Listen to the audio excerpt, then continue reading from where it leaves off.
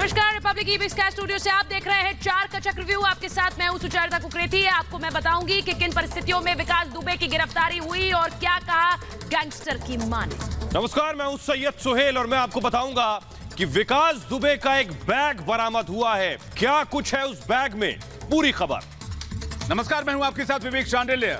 विकास दुबे आखिर कैसे गिरफ्तार हुआ, उसकी गिरफ्तारी की इनसाइड स्टोरी क्या है, हम बताएंगे आपको। नमस्कार, मैं विकास शर्मा। शुरुआत बुलेटिन के इस वक्त की बड़ी खबर के साथ। लद्दाख में भारत को एक बड़ी कामयाबी मिली है। जो 3 जगह थी वहां से चीनी सेना हटी। सूत्रों के हवाले से ये बड़ी जानकारी, यानी लद्दाख में चीनी सेना पीछे हट चुकी है। आर्मी सूत्रों के हवाले से ये खबर है। और पेट्रोलिंग पॉइंट 14, पेट्रोलिंग पॉइंट 15 से पीछे हटी है चीनी सेना, जबकि पेट्रोलिंग पॉइंट 17 से भी चीन पीछे हटा है। तो लगातार जिस तरीके से भारत के कड़े तेवर को देखते हुए चीन ने यह कदम लिया और भारत वहीं अडिगरा, जिसके बाद अब 3 जगहों से चीन ने अपनी सेना पीछे हटा ली है। और तो बड़ी खबर आपको बता रहे हैं, पेट्रोलिंग पॉइंट 14 और पेट्रोलिंग पॉइंट 15 यहां से चीनी सेना पीछे गई है। वापसी का रुख किया है चीनी सेना से। पेट्रोलिंग पॉइंट 14 वही जगह है जहां पर तनाव हुआ गलवान में। ये तनाव की वो जगह जहां पर 15 की रात, आपको याद होगा, भारतीय जवान शहीद हुए थे। लेकिन यहां से अब चीनी सेना वापस जा चुकी है। और हमारे पॉलिटिकल एडिटर ऐश्वर्य कपूर जुड़ रहे हैं। ऐश्वर्य, एक भारत के लिए बड़ी कामयाबी है। इतनी टेंशन और तनाव के बाद चीन को पीछे ढकेला और PP-17 से भी पीछे हट गया।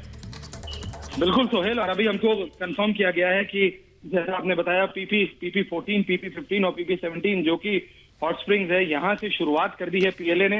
हालांकि हमको ये भी बताया जा रहा है कि अभी भारत सरकार और फिर हमारी जो मिलिट्री इंटेलिजेंस है वो बहुत ज्यादा बारीक नजर बनाए हुए है उनके हर एक मूवमेंट के ऊपर। और जहां तक कि डेप्थ एरिया से सोहेल, डेप्थ एरिया से अभी उनको निकलने में थोड़ा और समय लगेगा। लेकिन इस सब के चलते ये महत्वपूर्ण आया है कि PP-14, PP-15 और PP-17 जो कि हॉट स्प्रिंग्स वाला एरिया है, और जैसा कि अभी सुचरिता बता रही थी, यही है वो संवेदनशील एरिया, यहाँ से शुरू हो गई। ऐश्वर्य, क्या फिंगर एरिया से हटी है चीनी सेना, ये जो जानकारी मिल रही है लेक के पास से? जी हाँ, देखिए फिंगर से हटना शुरू हो गई है। हालांकि जो डेप्थ एरिया, मैं बार बार ये बता रहा हूँ, डेप्थ एरिया से अभी पूरी तरह नहीं हटी है। इसलिए हमारी मिलिट्री इंटेलिजेंस है विकास, उसने अभी इसके ऊपर अपनी पूरी नजर बनाई हुई है। लेकिन ये एक पॉजिटिव शुरुआत है और ये दोनों के दोनों देशों के एनओसीएस के बात होने के बाद शुरू हुई है। लेकिन आज इसमें फिजिकल मूवमेंट और ज्यादा दिखा है। जैसा कि आप लोग बता रहे हैं, PP-14, 15 एंड 17 तीनों से मूवमेंट बहुत ज्यादा दिखी है। हालांकि अभी डेप्थ एरियाज, बार बार मिलिट्री यही बता रही है, जो हमारे सूत्र है, कि डेप्थ एरियाज से अभी उनकी मूवमेंट शुरू नहीं हुई है और उसी का अभी इंतजार है भारतीय सेना को। तो बड़ी खबर अपने दर्शकों को बता रहे हैं हमारे पॉलिटिकल एडिटर ऐश्वर्या कपूर ने जैसी जानकारी दी। पेट्रोलिंग पॉइंट 14, पेट्रोलिंग पॉइंट 15 से पीछे हटी है चीनी सेना। हमारे साथ प्रफुल्ल बख्शी जुड़ रहे हैं, विंग कमांडर प्रफुल्ल बख्शी।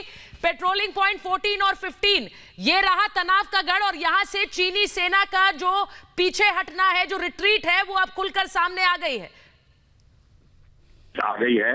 और चाइना को पता चल गया है कि अब जो जितनी भी स्टैंडिंग है उसके खिलाफ हो रही है, चाहे सी में हो, साउथ चाइना सी, चाहे यहाँ हो, तो उसका भी उसके पास और कोई चारा नहीं है। इस समय हमें बहुत सतर्क रहना होगा और ये देखना होगा डाइवर्ट हो रही है और अपने बॉर्डर नेपाल के साथ में और जो भूटान के साथ में एक्टिविटी है उस पर खास ध्यान देना होगा।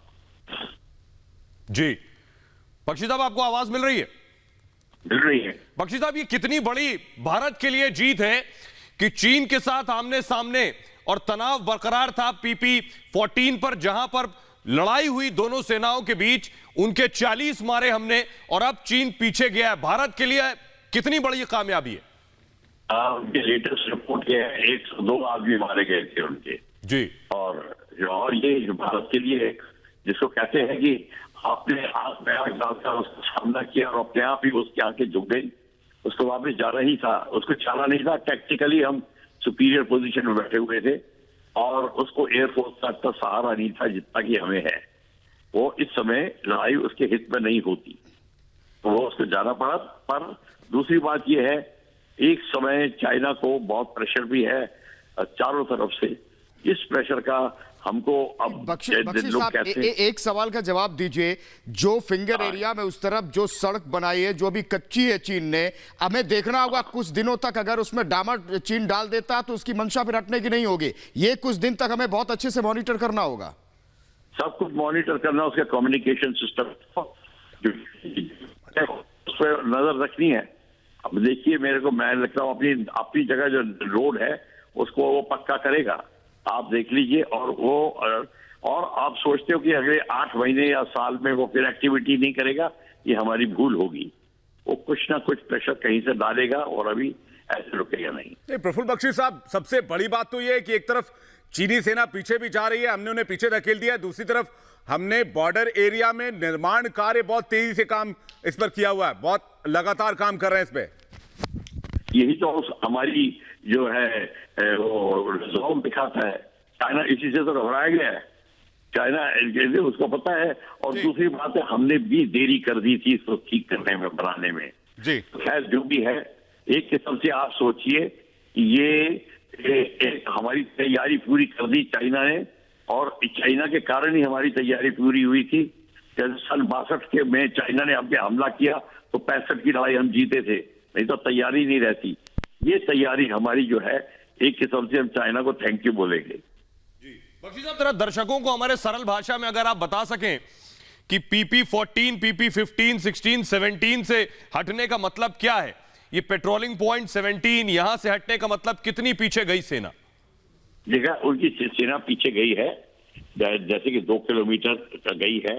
और वो पेट्रोलिंग पॉइंट है जिसपे पेट्रोलिंग होती थी, जो बीच में दोनों बॉर्डर्स के बीच में जो पेट्रोलिंग होती है दोनों साइड से। पर वो वहां पे उन्होंने जब झगड़ा किया था उसका भी हमने आपत्ति उठाई थी। ये वहां इस बात से थी और वो हमारी बात पूरी कर दी उसने। जी। लेकिन बख्शी साहब, ये जिस तरीके से हम कोशिश कर रहे हैं, रात में भी लगातार मॉनिटरिंग कर रहे हैं, हमने लगातार हथियार भी लगा रखे हैं। हेलो, आवाज आ रही बख्शी साहब?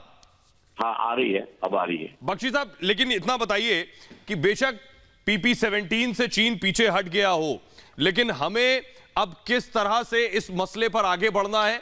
हमें किस तरह से वहां अपनी सुरक्षा व्यवस्था चाक चौबंद रखनी है? मतलब हमें किसी मामले में किसी लिहाज से वहां ढीला नहीं छोड़ना है। देखिए, अब जहां पे हम आ गए हैं उसको स्मॉल कैंटोनमेंट का स्टेटस देना पड़ेगा, और वहां पे मतलब हमारी फौज अब रहेगी निरंतर उसमें, और हमारी लॉजिस्टिक्स हमें तगड़ी करनी पड़ेगी।